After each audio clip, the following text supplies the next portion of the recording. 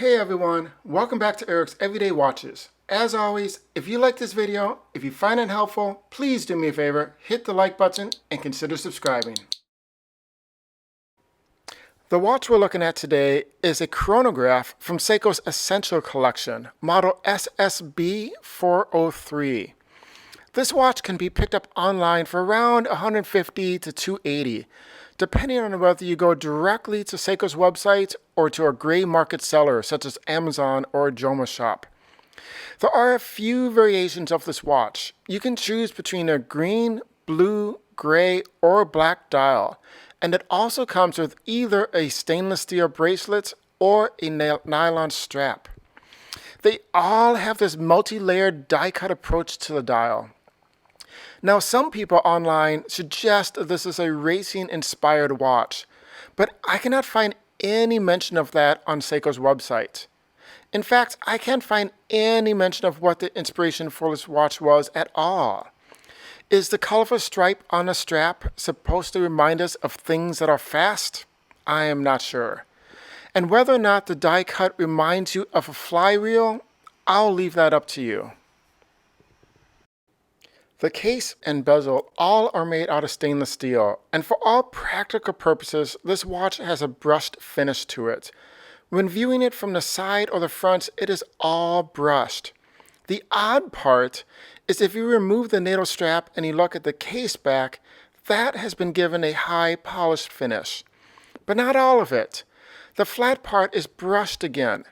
Now, I have no idea why they would choose this approach.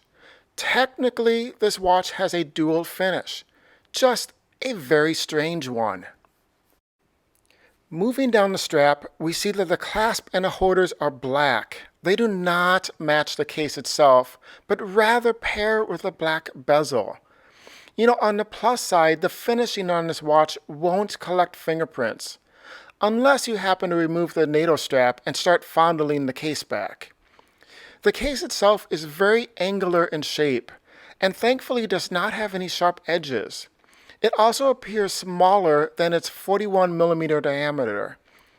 At first, I thought this was due to its disproportionately large 22 millimeter lug distance, but it may actually be because the bezel essentially takes up the entire width of the case. There is one very prominent pusher button measuring 5.2 millimeters at its thickest point and standing approximately 5 millimeters proud of the case. Now, I'm not sure why one pusher is so much larger than the other, and in actual everyday use, I found that it actually wobbles back and forth a little bit. And that, of course, makes me question the build quality and whether or not this is going to be an issue down the road. The case itself online says it is 12 millimeters thick, but I measured it at 12.6 millimeters. And I'll get back to why I think that's an important detail in a sec. The side of the case has drilled lugs, which actually is a nice addition, I'm glad to see. On the back of the watch, there is a screw-down case back, and the text reads water resistance of 10 bars. Inside the case, we have Seiko's 8T63 movement, and that movement is a mica quartz movement with an accuracy of plus or minus 15 seconds a month, an approximate battery life of 3 years. It also has a low battery indicator, meaning the second hand would jump every 2 seconds when the battery is low. Now, a mica quartz means that the timekeeping function is controlled by a quartz, while the chronograph functions are mechanical. And that's why when you push the start-stop and then reset the pusher, the chronograph hand would jump back to the starting position. The crown at the 3 o'clock position is 6 millimeters in width and 3.5 millimeters in depth with a knurling pattern to it. This is a simple push-pull crown. The first position adjusts the date function, with the second position adjusting the time. The date is printed white on black and found at the 4.5 position. With all that's going on this dial, I feel like the date gets a little lost. So the dial. I feel like there's just a lot going on here. There's textures and die cuts and patterns and colors, and some things are reflective and other things have a matte appearance to them.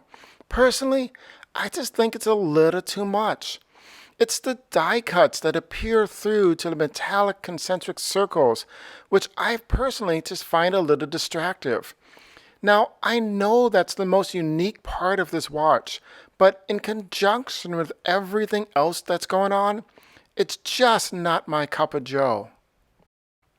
The Seiko logo at the 12 o'clock position is applied with the words chronograph and tin bar printed below. The subdial at the 3 o'clock position is the 24-hour indicator, and the 9 o'clock subdial is the 60-minute counter for the chronograph.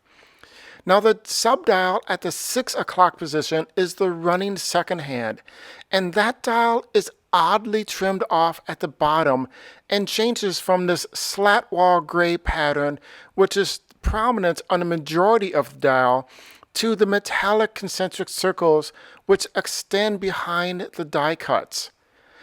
I love a watch with a lot of detailed work, but this just seems kind of random. The pencil-shaped hands and one marker at the 12 o'clock position are filled with Lume Bright. While it would have been nice to have a little bit more Lume around the dial, I absolutely think this dial did not need anything more added to it.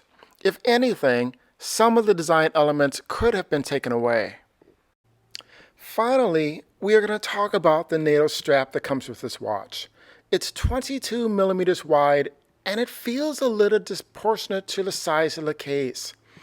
It does feel like a quality Nato strap, and ironically, that's part of the issue. Because this double pass Nato strap is 4.7 millimeters thick by itself. When you combine that with the case, it comes out to 17.4 millimeters. 17.4! That is a chunky piece of real estate on your wrist. I think it is thicker than most people would be comfortable with. Now we could compare this to another Seiko, but that's not really the issue. I think it would be much more interesting to compare this to a brand that people have a lot of strong feelings about its size. That's right, I'm talking about Invicta. But not just any Invicta, because this one's a lot thinner than most Invictas. And I think most people, when they hear the name Invicta, they think of something like this. So this thing is a beast. Look at this. It is humongous. And I know a lot of you just tightened up a little bit. You just cringed, thinking, oh dear God, no. I would never wear something like that. And you're right, this is an absolute monster in size. But how does it compare to the Seiko that we're looking at today? And this is where the fun starts. Let's do a side-by-side comparison, visually just looking at them first.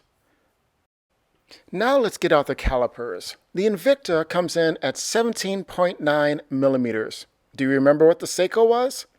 With that double pass in Nato, that Seiko comes in at 17.4 millimeters. That's right, half of 1 millimeter difference.